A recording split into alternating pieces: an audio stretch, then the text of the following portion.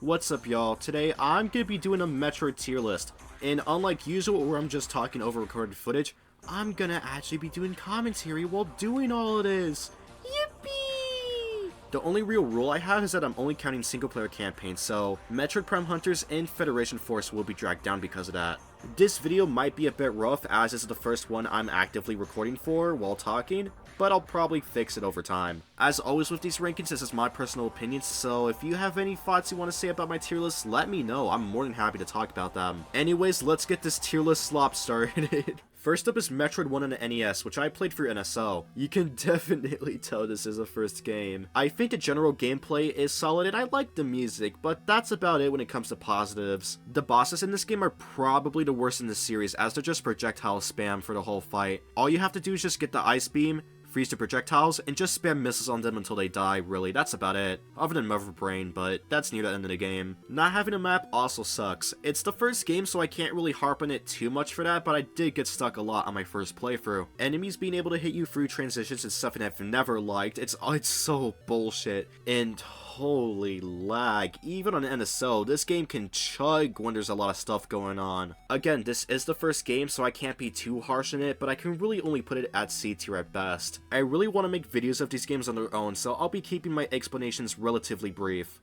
Metroid 2. I like this game more than the first Metroid game, but some of the flaws still stick, like no map. Being the first Metroid game to have saves is a good thing, other than if you count Metroid 1 on the Famicom, but anyway. It introduces series staples like Samus' usual look, the plasma beam, the wide beam, the spider ball, especially in the Prime games, and being able to shoot downward too. I think the bosses are also not that great compared to the rest of the series, but they're definitely better than Metroid 1. You have the Alpha, Gamma, Zeta, and Omega Metroids, and Arachnus and Queen Metroid too. The music's fine enough, I guess. It's okay. Like Metroid 1, you definitely can get lost here due to the lack of map. This is more of a personal issue, but some of these areas did tend to blend together, so that was a personal annoyance for me. Like with Metroid 1, I'm gonna put this at a C tier, but Metroid 2 can be above it. It's an improvement, but not by that much. Super Metroid. I really don't know what to say about this game that hasn't been said already. The gameplay is really good, the music's amazing, having a map for the first time really helps, the level design is very good in this game, and on top of that, the sequence breaking. You can pretty much go anywhere if you try hard enough. You can get almost every single item earlier than intended, and you can even do it in reverse boss order as well. It's just, I don't know what, again, what do I say that hasn't been said already? Let's just move on and put it in S tier. Metroid Prime. Like with Super, I really don't have much to say about this game that you can't already find in a YouTube video.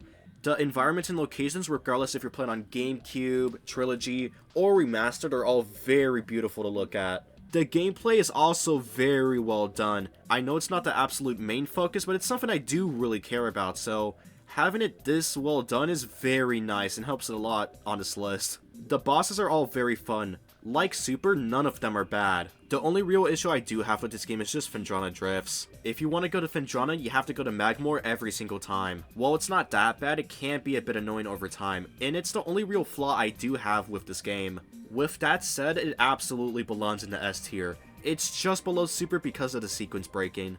Metroid Fusion is very solid. It's really good, even if the game is more linear than those before it. You have really good music even on the GBA sound chip. And for me personally, this story is one of the better ones in the Metroid series. I have always loved the X-Parasite as a concept, and them being the consequences of Metroid 2, both in a figurative and literal sense, is done very, very well. The bosses are very well done too, even if the X-Core is a universal theme between most of them. Like the last two games, this one's very good as well. But I do have to put it in A tier. This game doesn't do anything so wrong to warrant that. I just don't enjoy it as much as the S tiers, unfortunately, but it's very close to being an S tier for sure. Zero Mission.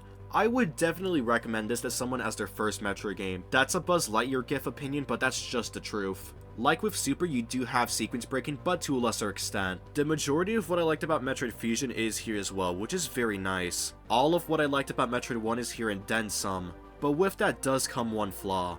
The bosses. You can kill them really fast, even on hard, which does make it to where you won't be able to see them too much, because the boss design is actually solid, it's just their HP is too low. Other than that though, this game absolutely belongs in the A tier.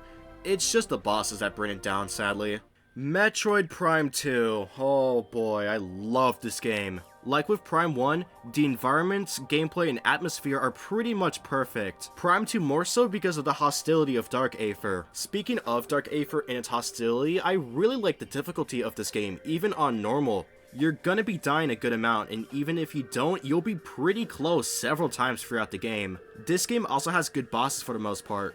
Some of them definitely suck, but the majority of them are really good. The music as well is pretty much perfection. It's my favorite OST of the entire Metroid series, especially Torvus Bog, which is playing right now. Love it so much. Again, I would love to go into more detail in a video of its own, but just for now, it's going in the top of S tier. It's the best Metroid game in my opinion, and while some do come close, it's not Prime 2 level. Prime Pinball. It's a pinball game, not much to really say. I like the bosses a bit.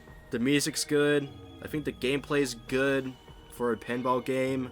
Not much I can really say. It's just, I would much rather play almost any other Metroid game.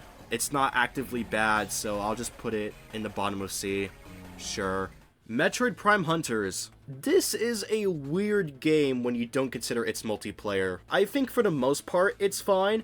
Having other hunters around is very cool, and they're all fun to fight, initially at least. I think the general gameplay is fine, and the touchscreen is done well enough, I suppose. As for flaws, having to pretty much fight the same two bosses 4 times in a row can be very annoying really quickly. As for the flaws, of course the controls are, even on a pro controller, I was struggling just because you have to use the face buttons for the camera. Definitely would want this game to get remastered, that's for sure. Having to fight the same 2 bosses 4 times can be very annoying very quickly.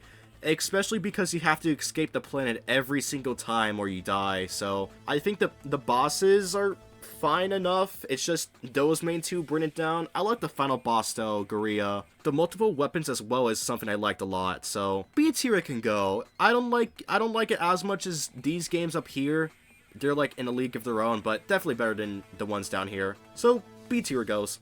Metroid Prime Free Corruption. I used to think this game was by far the weakest of the trilogy, and I still think it is the weakest, but definitely not by far. It's really good. I forgot how good this game was until I replayed it. As always, the gameplay and environment's really good. The bosses are mostly good. Maganar kinda sucks, but other than that, the majority of them I like.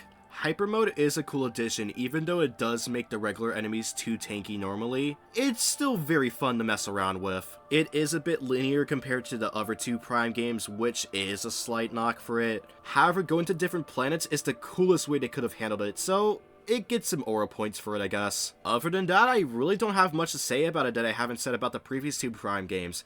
It's very, very good. Top of A tier for now. Metroid Other M. I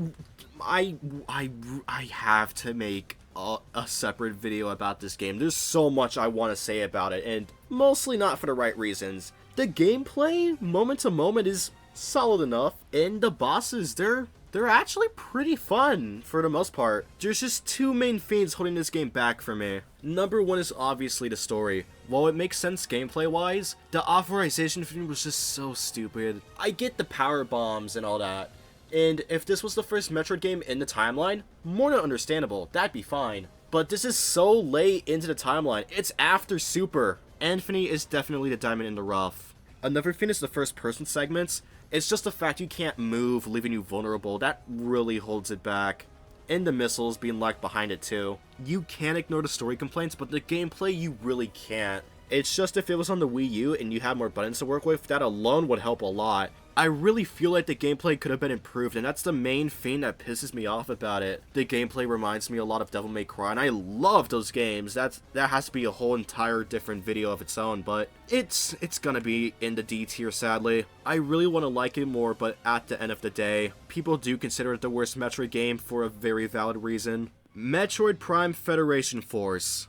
What do I say about this one as well? I do want to clarify that I only got to about Mission 8 just because the emulator I was using was so bad I couldn't stand it. I don't have it on OG hardware either, so I would have to deal with that regardless. I think the general gameplay is serviceable, and I like the mechanic of headshots. I'm glad that stayed in Prime 4, but it might just be my emulator weighing it down, so feel free to call me a LARPer for lack of a better term if needed, but it'll be going in the bottom of D for now, but I just stopped having fun after Mission 5, regardless of emulator or not. Metroid Samus Returns. We're back to the pretty good Metroid games now, and this one is a big improvement over Metroid 2. Everything I liked about Metroid 2 does apply here, including more. The gameplay is better, I like the countering thing even if it is a bit slow here. The old bosses having more depth and more attacks is nice, and the new additions are welcome for sure. The Aeon thing is pretty cool too. I really like the time slow one. That one was by far my favorite. Again, not too much to say about it since this is the remake of Metroid 2. It really is the best way to play it. It's pretty good. A tier can go, above Zero Mission. Metroid Dread. This is my favorite 2D game of the whole Metroid series. Most of what I like about it is stuff I've already said about different Metroid games, so you have very good graphics, very good environments for the most part. The music isn't as strong, but there are some bangers in there, don't get it twisted, there are, for sure. It's a Metroid classic. And the bosses are incredible as well. The enemies were also done very well here. They're all pretty tense past the tutorial one, either due to inexperience or the other stuff they have on them, like the purple and blue ones. Dread mode was also something I loved going through.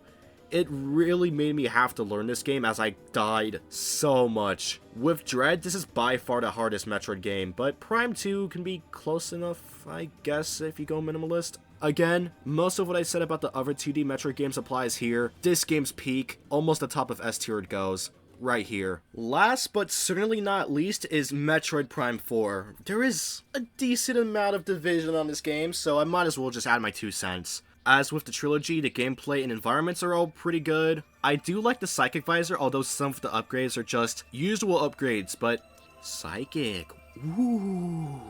The control beam does allow for fun ways to solve puzzles though, so that's always nice to see. I like the elemental shots and their charged variants that you can find in the open world. Speaking of that, the open world, I think it's ass, the kindest way I can put it. It's fun for the first, like, 2 trips or so, but after a while, it can get pretty boring. I think it's mostly just because when you get to elemental ships, you have to go to base camp, and base camp is in Fury Green, so for example, you go to Flare Pool to get the fire chip. You have to go to base camp in Fury Green to go there, so 1 trip to the open world, and then to go back to the ice belt for the sake of progression, you have to go to the open world again. So that's 2 trips to the open world, which on average take about 2 to 4 minutes depending on where you're going and how far the distance is, so that can be annoying after enough time. I don't mind the NPCs as much as others do, but they can be annoying after a bit. I'm not gonna lie about that. With every Prime game comes like the mandatory item collection, but in Prime 4 it's the worst as you need to not only get the Golem mech parts, but you also have to get the green energy crystals for the memory fruit so you can get the legacy suit, which you need to beat the game. I didn't know about that my first time, so I had to go around and just nuke stuff for like 30 minutes until I got all the green crystals needed, and you really can't make progress on that until you get the power bombs, because if you just get them normally, you contribute pretty much nothing, but with the power bombs is a lot, so you're probably better off just doing what you can, and then as you get the power bomb, you just nuke everything and get the legacy suit that way. I think the game itself is pretty solid. I like it. It definitely did hurt Silex's character a lot for me, but we can really only see in Prime 5 if that'll stay the case or not, because who knows? If they remove the open world, I'll be a lot more happier with that. The open world is like the biggest flaw I have with this game. If they make Silex better, I'll feel better about liking him as a character because Silex is cool as hell otherwise.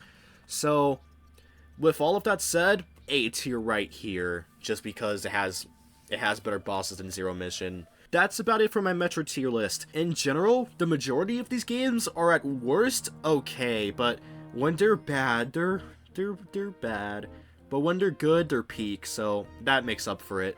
This was fun to work on, but I'm definitely not used to this. I'll try to do more of these if I can, but it'll probably be a while before I do something like this again. I had a lot of fun though, so we'll see. Anyways, I hope you all have a good day. Here's the full tier list, and I will see you all next time with my next video. See ya.